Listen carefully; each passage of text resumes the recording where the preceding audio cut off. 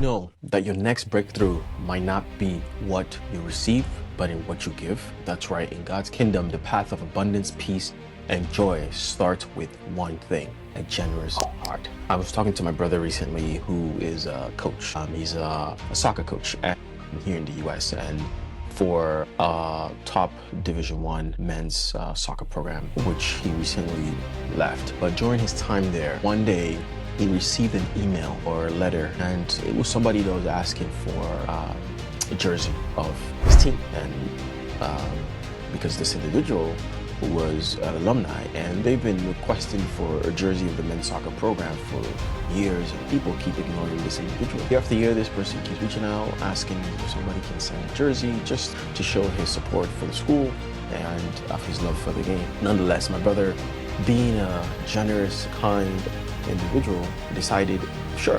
When the man who sent that letter asked what would be the cost to him to send a jersey, my brother said, "Oh, don't worry, it's okay. We'll take care of the cost. And as a matter of fact, I'll get all the players to sign the jersey as well, and send it to you in the mail." And that's what my brother did. Finally, somebody responded to this man who's been asking for this jersey for years. Lo and behold, my brother later finds out that this individual was not a small fish. This was a man who was an executive or president of a major credit card company. I will say the name, MasterCard. This individual happened to be a big shot from MasterCard, a very wealthy individual who happens to be an alumni of this school. And people were ignoring him, and he did not reveal who he was till my brother decided to send him this jersey out of kindness of heart. So this man then later asked my brother, "What would you guys need for the programs?" We need this, blah, blah. Asks just a couple $1,000s of funding, and the man went ahead and signed a check to support the program. It didn't end there. The man asks later, "You guys need, later on my brother goes back, sends another request, more money, tens of thousands of dollars, and they didn't end there. As time went on, the program wanted to travel to Europe, so they did a fundraiser. It was a six-figure amount that they needed to go to Europe to take a 25, 30 player team to Europe trip. It was a very costly thing, and the players went ahead and tried to raise funds on their own family, but the remaining cost was still so significant. I think most of the cost was still not raised. You know who signed another check? Yes, this generous individual out of kindness of heart. Look what this man ended up doing. He didn't end there. He later on invited my brother and the school to his golf course that he owns. The man owns a golf course as well, and for a fundraiser, and invites his buddies, his rich buddies, to be there as well. So my brother was in this room, board meeting with all the big shots, and he was sitting in the room with them as they were discussing this event, right? So I'm gonna end that story there, but it just goes to show you how this little act of generosity went so far to help that program financially, right? Look at them, look how far this man went. Look how much things this man had, but everyone was ignoring him, right? But my brother didn't even know. He was just trying to help him, right? And out of the kindness of his heart. And so today I just want to talk to you about the power of giving and how generosity unlocks abundance as well, right? And if you look at the scriptures, there's so many scriptures that reveal this principle of life. Because remember, in life, whatever you want, you give it, right? There's a reaping and sowing principle that operates in life. Because think about it, how do the birds know where to go when it's getting cold, right? They know where to go, right? And these are things, natural laws, if you want to call them, right? Nature laws, right? Natural laws. So, and I believe this is one of them. Whatever you want in life, you give it. You want kindness, you give kindness. You want friendship, you be friendly. You want money, you give money, right? You want people to hate you, hate others, all right? So you throw the ball at the wall, it will come back to you, right? People say whatever goes around comes around. So these are just evidence of the law of reaping and sowing, right? So if you put apple seeds, if you put seeds into the ground and you want to build a tree, you gain more apples than the amount of seeds you put in. And that as well shows you this law of reaping and sowing. So when you look at scriptures, you can see over and over, right? One of the scriptures that I want to show you is from Corinthians 9:7. It says, God loves a cheerful giver, right? Not just a cheerful one, but someone who's that's generous, right? That means generous pressure, right? It's about passion, right?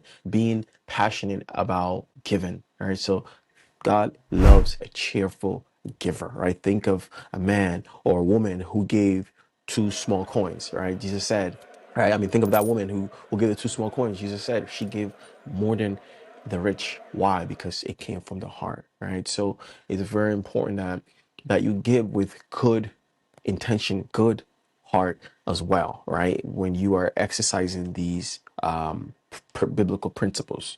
So that's one of the scriptures I wanted to show you. And then another one you can also look at is Proverbs chapter 11, verse 25.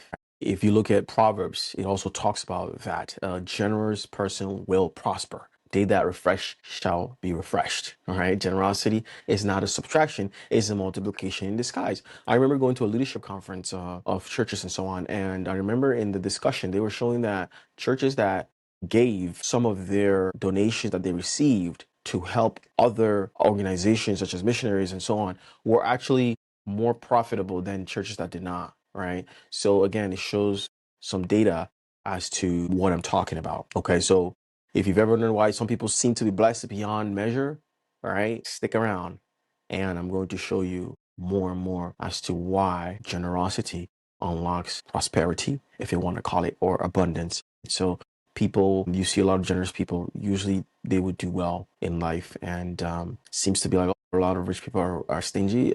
No, not necessarily. There's a lot of very, very generous, wealthy folks out there, not just for tax deductions, but truly care about helping others, you know. And I remember when I was in university, I used to sponsor two kids in the continent of Africa, and because I wanted to help them. I was heartbroken by orphans in general. And so I went ahead and was given to this organization to help these kids. And I didn't have much money. I was a college student and I was making 7 hour, and I was using that funding to give and pay monthly donation to help these kids. And it was very rewarding because in life, you make a living by what you receive, but you make a life by what you give. That's how I feel. Another one is giving unlocks divine provision. When you look at Luke 6:38, it says, give and it will be given to you running over, right? All right. God doesn't match your gift, he multiplies it. So maybe what you've seen, you know, or what you've been praying for isn't waiting on God. It's waiting on your next act of generosity. Another thing is that generosity is an act of worship. Share what you have, for such sacrifices are pleasing to God. Hebrews 13:16. Right? Giving isn't just kind, right? It's holy. It pleases the Lord's heart. And sometimes God is looking to see who he should bless, right? But it's a matter of he needs to find those that are generous, because think about it. Why should God give it money or whatever it is, wealth or prosperity, to someone who's stingy? Like, if he sees the future, why should he give that to you? And the reason why you want God's type of wealth is because it brings no sorrow, right? Because more money could bring more problems. Also, giving leads to true wealth. 1 Timothy 6:18, it says, be generous so that they may take hold of the life that is truly life. God's version of wealth is deeper than dollars. Generosity builds legacy, relationships, and eternal impact. Okay. Generosity builds all those things. So yes, be generous and you shall succeed. Once again, I'm going to list out those scriptures I mentioned. Generosity is an act of worship. Share what you have, for such sacrifices are pleasing to God.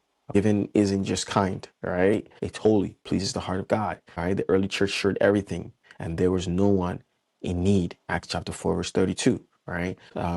Giving leads to true wealth, right? Remember I just mentioned 1 Timothy 6:18, right? So be generous so that they may take hold of the life that is truly life. God's version of wealth is deeper than dollars. Generosity builds legacy and eternal impact. So, you know, there's so many benefits in that. So if this message stirred something in you, drop a comment and tell us how you plan to be generous this week.